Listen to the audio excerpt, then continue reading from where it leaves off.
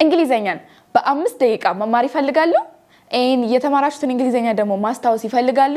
እንደዛ ከሆነ ይሄ ቪዲዮ ለእናንተ ነው። ዛሬ የሚገራርሙ 5 ሜተዶችን አስረዳችኋለሁ። በተለይ የአምስተኛውማ is the key. So stay with me until the end of the video and ይሄንን ቪዲዮ ስጨርሱ እርግጠኛ ነኝ ታመሰግኑኛላችሁ።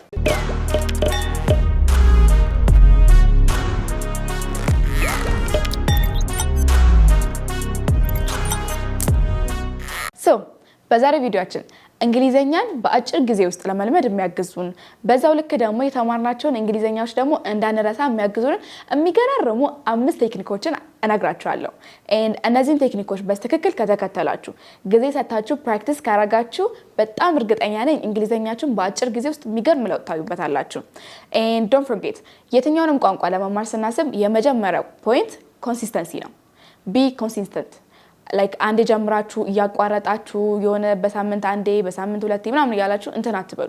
የትኛውንም ቋንቋ ስትማሩ the key thing is consistency ነው።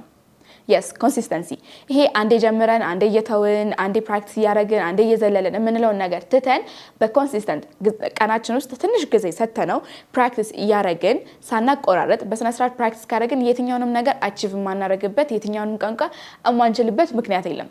so be ready to be consistent ለመሆን ዝግጁ ከሆናችሁ እነዚህን ቴክኒኮች ተጠቅማችሁ እንግሊዘኛችሁን ኢምፕሩቭ ማድረግ ትችላላችሁ ማለት ነው። so let's see those points right። የመጀመሪያው ስቴፕ የሚሆነው ቀላል ነው። ዛሬ ጧት ከአልጋ ስትነሱ ፊል ያረጋችሁትን ፊሊንግ የተሰማችሁትን ስሜት ምንድነው? እሷን ስሜት ያዟት። yes so ለምሳሌ አሁን ጧት ስትነሱ ደስተኛ ሆናችሁ ተነስታችሁ ሊሆን ይችላል ኦር ደግሞ ደክሟችሁ ተነስታችሁ ሊሆን ይችላል። የድካም ስሜት ተጫዋጭናችሁ ልትነሱ ትችላላችሁ ኦር ደግሞ ኤክሳይትድ ሆናችሁ ለሆነ ነገር ጓጉታችሁ ልትነሱ ትችላላችሁ። in my case ዛሬ I was excited ጧት ስነሳ። so ያችን ቃል ያችን ስሜታችሁን ዲስክራይብ የምታረገውን ቃል ያዟት። for happy ሊሆን ይችላል I felt sad I felt tired ሊሆን ይችላል I felt excited ሊሆን ይችላል። so excited ወስደን እንደ ኤግዛምፕል እንየው። ያችን ቃል ይዛችሁ ምን ታረጋላችሁ መሰላችሁ? ለቃሉ ሲኖኒም ትፈልጋላችሁ። ያችን የተሰማችሁን ፊሊንግ ሲኖኒም ስንል ምን ማለት ነው? ለቃሉ ተመሳሳይ ሚኒንግ ያለውን ቃል ትፈልጋላችሁ። አሁን ለምሳሌ ኤክሳይትድ የሚለውን ቃል እንደ ኤግዛምፕል ብንጠቀመው we can say eager የሚለውን ቃል I was eager excited eager the same meaning ያላቸው ቃላቶች ናቸው። ስለዚህ ምን አደረግን? ቮካቡላሪያችንን አሳደገን ማለት ነው።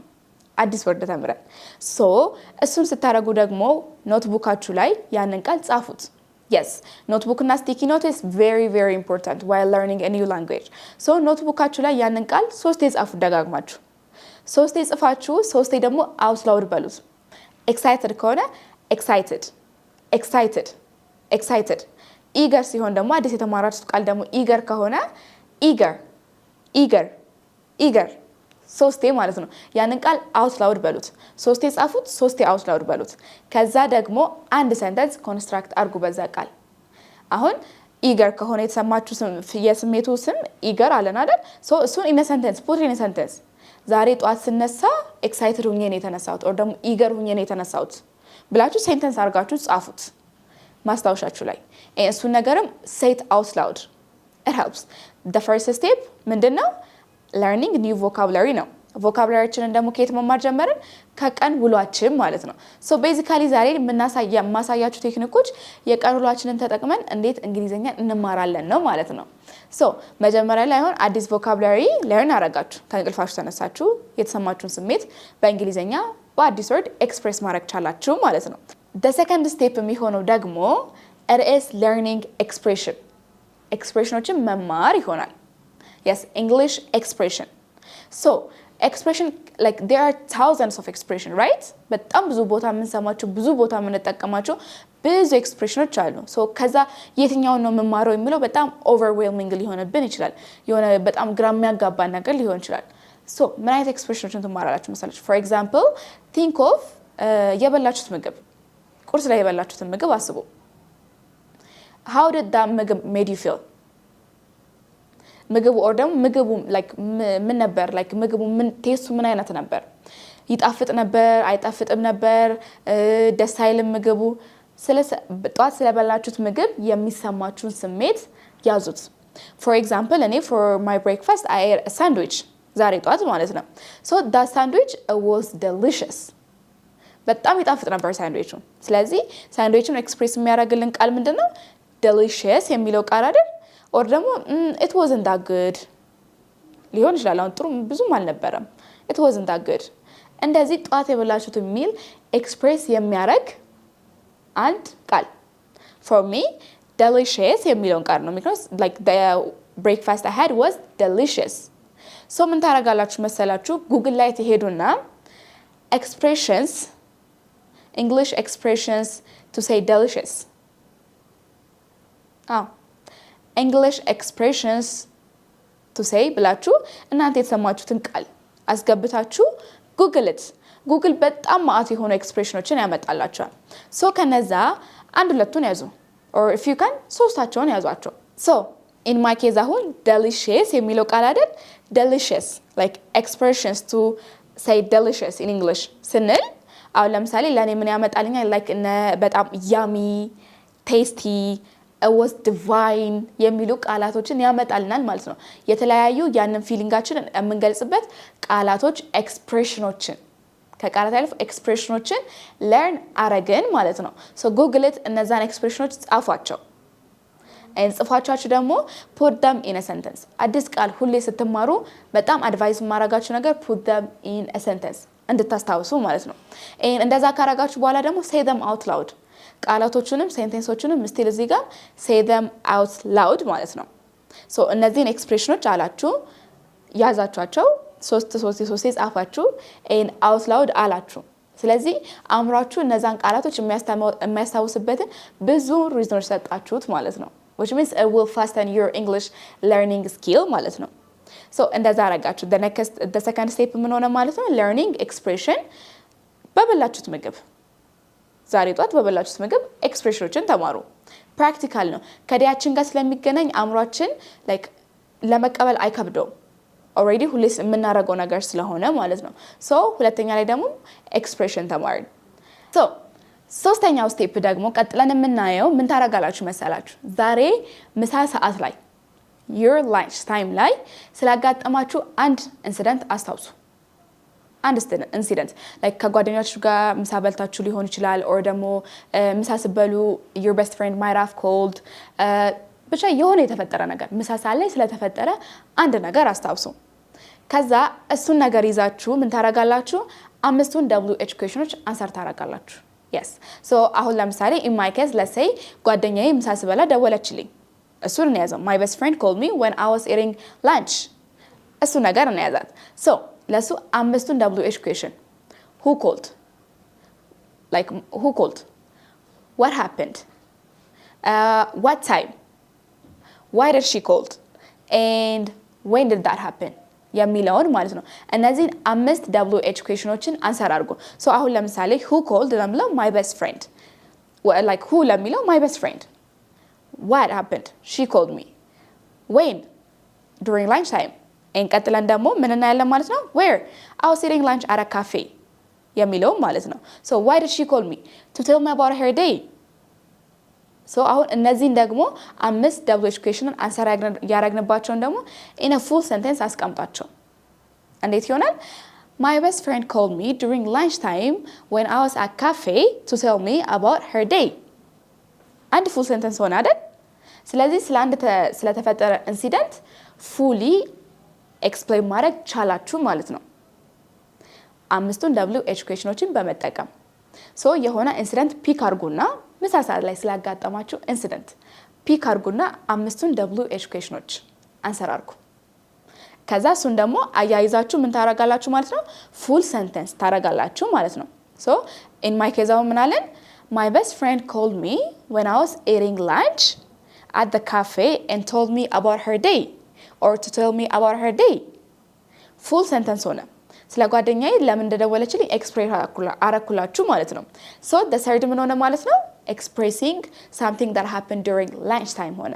እሱ ነገር በተለያዩ ኢንሲደንቶች ያረጋችሁ ፕራክቲስ አድርጓቸው which means you can organize የሆነ full sentence full meaning ያለው full structured የሆነ sentence መስራት ቻላችሁ ማለት ነው። የትኛውን ተጠቅማችሁ?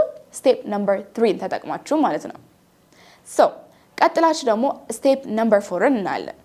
ስቴፕ ነምበር 4 ደግሞ የሚሆነው expressing about someone something ጋር ስቴፕ ነምበር 3 የነበረው አሁን ደግሞ someone ለምሳሌ someone we met ዛሬ ቀላ የሆነ ያገኘነው ሰው አለቃችን ሊሆን ይችላል ጓደኛችን ሊሆን ይችላል እማናውቀው ሰው በተለያየ ምክንያት ተጠቀምነው ሊሆን ይችላል አሁን ለምሳሌ እኔ let's say I was eating a lunch at cafe አልኩኝ አይደል so እዛ ካፌ ስበላ የሆነ የተዋወቅኩት ልጅ or ደግሞ let's say the waitress እያስተናገደችን የነበረችዋን አስተናጋጅ እንጠቀም so about that person ሶስት ነገሮችን ትጽፋላችሁ about their clothing ስለለበሱት ልብስ about their personality ስለዛ ሰው ስለተረዳሹት ጸባይ ሲቀጥል ደግሞ about their job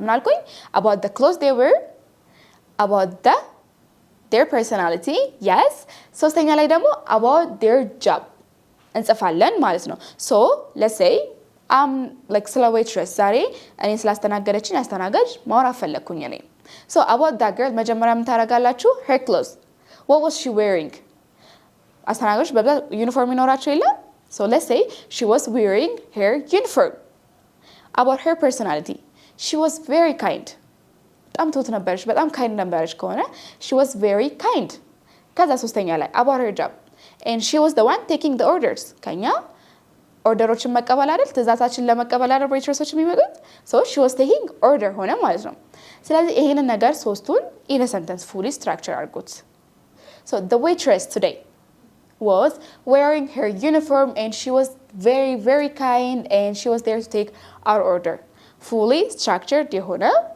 sentence construct አረጋችሁ ስለማን ስለሰው ስለዚህ አሁን ምን አረጋችሁ ማለት ነው የሆነ ሰው describe ማድረግን ተማራችሁ ማለት ነው እናንተ ያጋጠማችሁ reality ስለሆነ ደግሞ አምሯችሁ አይረሳውም ማለት ነው so ሌላን ቀን የሆነ ሰው express ማድረግ ሲፈልጉ መጀመሪያ you will think about their clothes ከዛ ሲቀጥል ስለ personalityታችሁ ታስባላችሁ ስለ ስራቸው የሆነ ሰው express ማድረግ ቻላችሁ ማለት ነው so that is the first step የመጨረሻው step ደግሞ ምን ይሆናል አምስተኛው step describing your day yes the whole day ዛሬ ያሳለፋችሁትን ቀን describe የሚያደርግ አንድ sentence በአንድ sentence describe አድርጉት ቀናችሁ ዛሬ ደስ ምን ሊሆን ይችላል የሚያናድድ ቀን ልትሉት ይችላልችሁ አድካሚ ሊሆን ይችላል whatever kind of day you had dayያችሁን express አድርጉ yes what kind of day do you have ምን አይነት ቀን ነበራችሁ express አድርጉ አሁን ለምሳሌ let's say I had a busy day የሚለውን ያችን ተጠቅማችሁ ደግሞ ልክ step number 3 ላይ እንዳየነው answer the 5 WH questions አምስቱን WH question answer አድርጉ ልክ እንደቀደሙ እንዳየነው ማለት ነው እንደዛ answer አድርጋችሁ construct a full sentence about your day ስለዚህ አሁን ምን አረጋችሁ ማለት ነው እነዚህ 5 ስቴፖች ስትከተሉ በቀላሉ ውላችሁን ተጠቅማችሁ እንግሊዘኛን ተማራችሁ ማለት ነው so imagine ቀን በቀን በተለያዩ መንገድ እነዚህን 5 ስቴፖች ተጠቅማችሁ ቀናችሁ ሙሉ ምንም ረጅም ጊዜ ሳትፈጁ 5 ደቂቃ ለነዚህ ስቴፖች ሰጣችሁ ቀናችሁ ሙሉ ሁሌ እነዚህን ቴክኒኮች ተጠቅማችሁ እንግሊዘኛን እየተማራችሁ ብትሉት እንዴት በቀላል ጊዜ ለውጥ እንደምታመጡ so my advice here is be consistent እነዚህን 5 ስቴፖች ደግሞ ተጠቀሟቸው try them and I'm pretty sure በትንሽ ጊዜ ውስጥ አሪፍ የሚገራረሙ ለውጦችን ታያላችሁ ማለት ነው so thank you for watching this video and thank you for staying until the end of the video I love you guys so much and this is Unique English Basics 2 እኛን ደግሞ ማግኘት የምትፈልጉት አራሻችን CMC ሚካኤል ጋስትሞል ፍለፊት ሉልታዝ ቢልዲንግ 8ኛ ፍሎር ላይ እንገኛለን or ደግሞ በአካልም ሆነ በኦንላይን መማር የምትፈልጉት just give us a call and we will give you pure information thank you for watching bye